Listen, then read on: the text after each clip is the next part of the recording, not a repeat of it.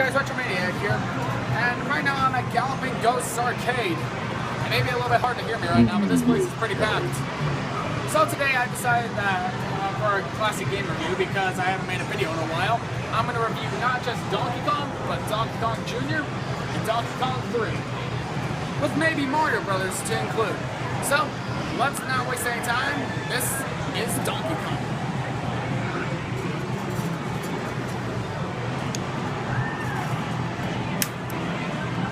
As you know, the plot of Donkey Kong is fairly simple. Donkey Kong stole your girl Pauline, and now you gotta be Jumpman, as he's called at this point, and go save her.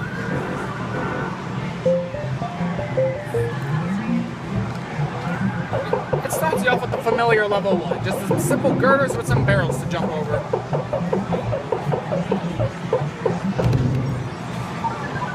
And then you die. This is a little awkward now, seeing as how Donkey Kong, I've played dozens of times on like consoles and such with a control pad. I'm not used to having the actual thing here right in front of me.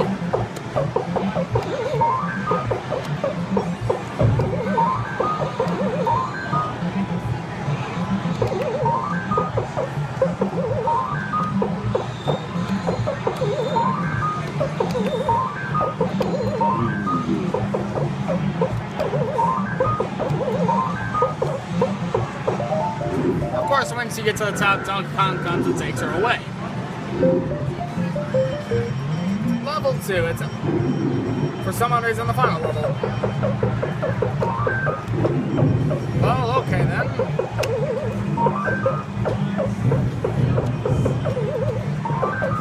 This game is what pretty much put Nintendo on the map here in America. Beforehand, they made some other games, but nothing really too extraordinary.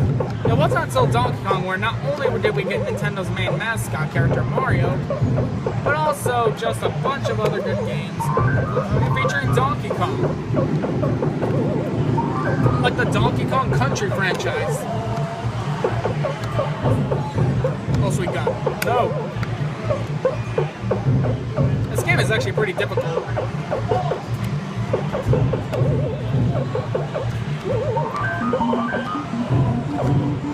Of course, once you get the hammer, you're able to turn the tables on everyone and anyone and be able to destroy everything in your path.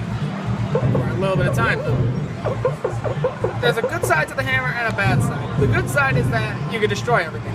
The bad side, though, is that, well, you know, you can't climb ladders or anything.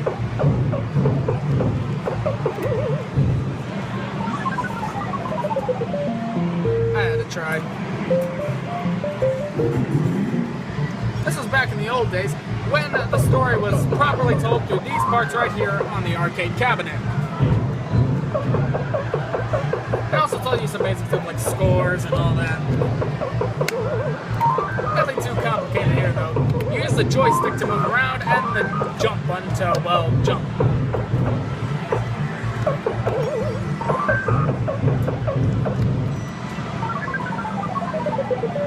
Donkey Kong will forever live as a very difficult game sometimes for me.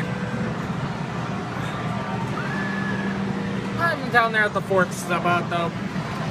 Yeah, I know, I'm pitiful. But that was Donkey Kong. How's it hold up?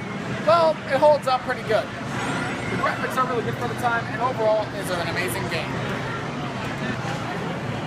Up next, guys, we're going to talk about Donkey Kong Jr. Now, this is the sequel to the original Donkey Kong. But as sequels go, does it hold up? Well, let's find out. Alright. It starts off with Mario, for some odd reason, 2 of them, pulling up Donkey Kong, and now you gotta go collect the key to save your Popeye, I guess, as they want to say him now. Let's begin the game. You play as Donkey Kong Jr., and you gotta climb up through these mines and through all these perilous places in order to get around and save your father. Mario the whole time will be sending these weird alligator creatures.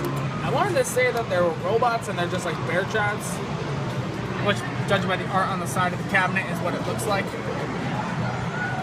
But, as of now, some people call them alligators.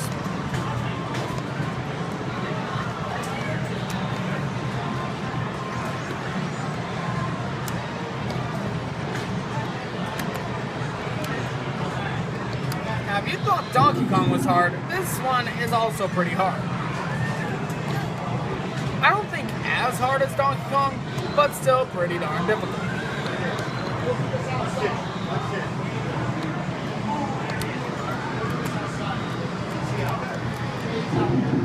Nothing too hard.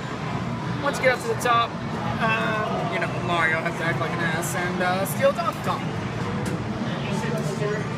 This is what the final level is supposed to be. For some odd reason, these machines aren't really showing the in-between levels. Though I'm fairly certain that at this point, you all already know what they're like. If not, then what are you doing? Go spend some time and play the game. Whether you can find the actual cabinet or something online. Either way, you gotta play this game. This game is just great. Both Donkey Kong and Donkey Kong Jr.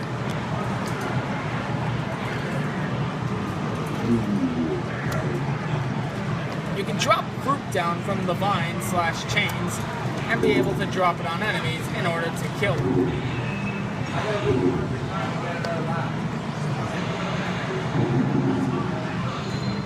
Once you get the final key in, you've released Donkey Kong, and then he falls into your arms. I have to admit, this game is pretty strong if he's able to carry a full-on gorilla. Mario tries chasing him and gets his lights knocked out. All's well that ends well. That's just fabulous. And then the game starts over, as most of these games do. The graphics for this look phenomenal. Once again, they are really good. Then again, I kind of expect it at this point, not with a bunch of these arcade games. I mean, you got the whole thing to work with, not just one little cartridge or disc or anything. Donkey Kong Jr. is a game that I'm a little bit better at.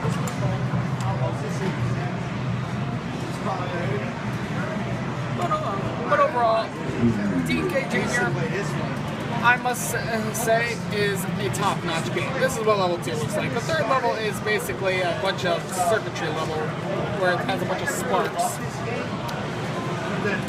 Yeah, that's all there is to it.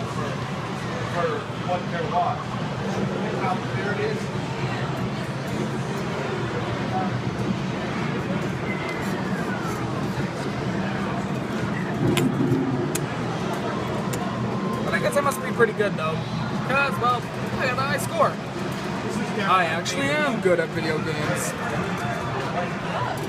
My mother would be proud of me. But now on to Donkey Kong 3, the last of the trilogy. Is it any good? No, it's not. As a matter of fact, I think this one is the worst of the 3. Why? Well, let's go over that. Spray Donkey Thomas. Spray Donkey Kong. Got it, right. You gotta shoot, in this game you play Stanley, you gotta shoot pesticide up Donkey Kong's butt. There's a bunch of bugs that you gotta prevent from getting you, and it's all just fine and dandy, I guess. Oh.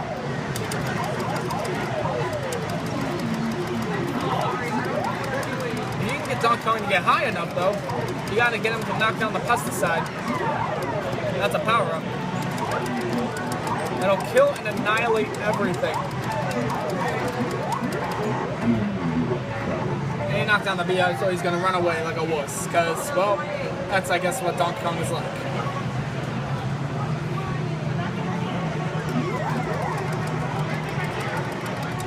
Here's the next level. Whether it's the final level or not, I don't know. I'm gonna assume so, seeing as how Donkey Kong is, well, throwing coconuts at us now.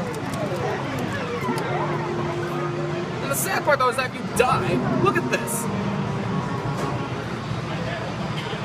Normally the bugs start flying out of the beehives, and then next thing you know, they start eating you alive. This would be the most morbid thing Nintendo's done in a video game.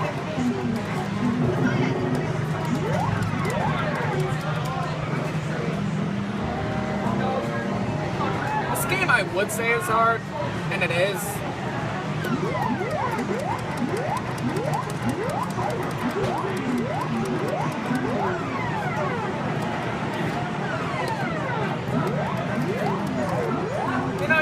They would go after the ape that's, you know, kind of throwing stuff at their beehives.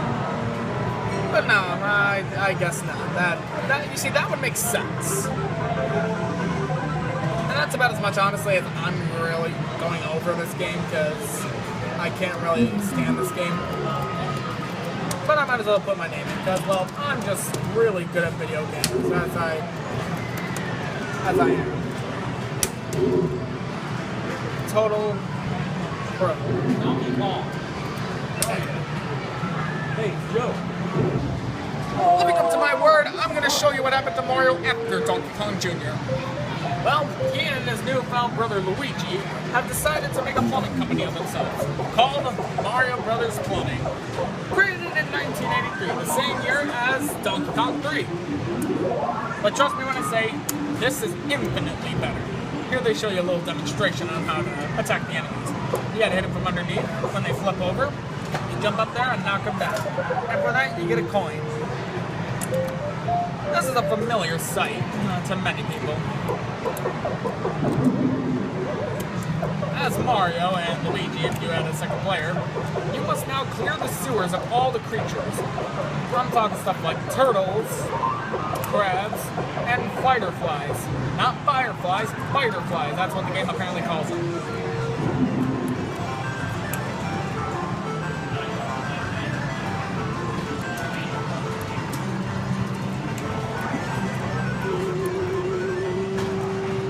That noise you hear next to me actually is from the Popeye video game.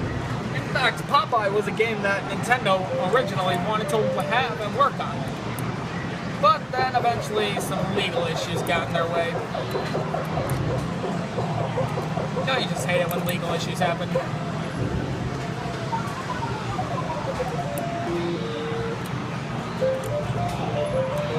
Eventually these fireballs start appearing, and then you gotta watch out.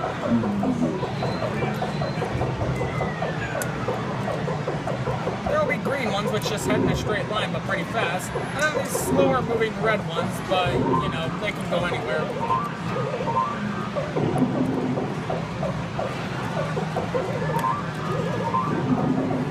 And then there's this power bomb. With it, you'll be able to stop every turtle dead in their tracks. Or any creature dead in their tracks if you can.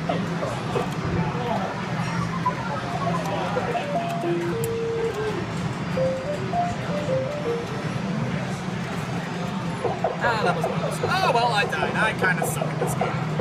But as you see, there were enemies like crabs, which you have to hit twice from underneath in order to flip them over. And then fighter flies, which jump really high, and then you might miss hitting them, which, trust me, happens a lot to me. And that's it for these Nintendo games. Eventually, Nintendo went on to make Super Mario Brothers, which for some reason is here. But I would highly suggest, if you ever can, get a chance to play these games. They all are definitely worth their time, except for DJ 3. That game is just god-awful. But if you like it, go right ahead and play it. With that said, I'm the Retro Maniac, and I'll see you all next time with another video. Have a good day, everyone.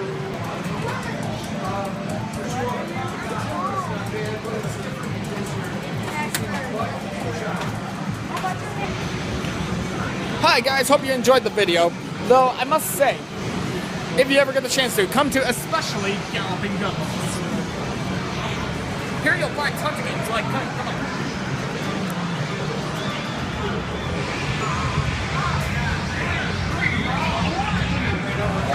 Mortal Kombat series, and around here somewhere is the Street Fighter series. Over here you got games like Sega Sonic the Hedgehog, which I'm probably going to have to come back here to make a game review for, seeing as how it was never released to a home console, I think.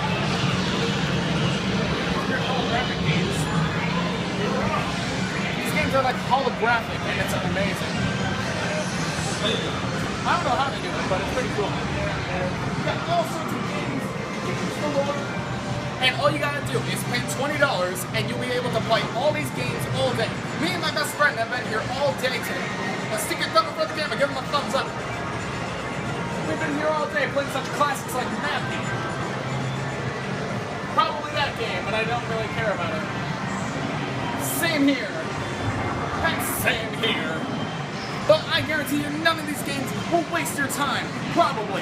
Unless it's garbage. If it's garbage, it's wasting your time. Like Donkey Kong 3. But, I must say, come here as fast as you can. And trust me, this place is really awesome. Galloping Ghosts. game on. That's right, I said it. Galloping Ghosts Arcade. If it sounds like I'm being a shameful corporate shell just advertising stuff for money, that's because I am. You're not even getting paid.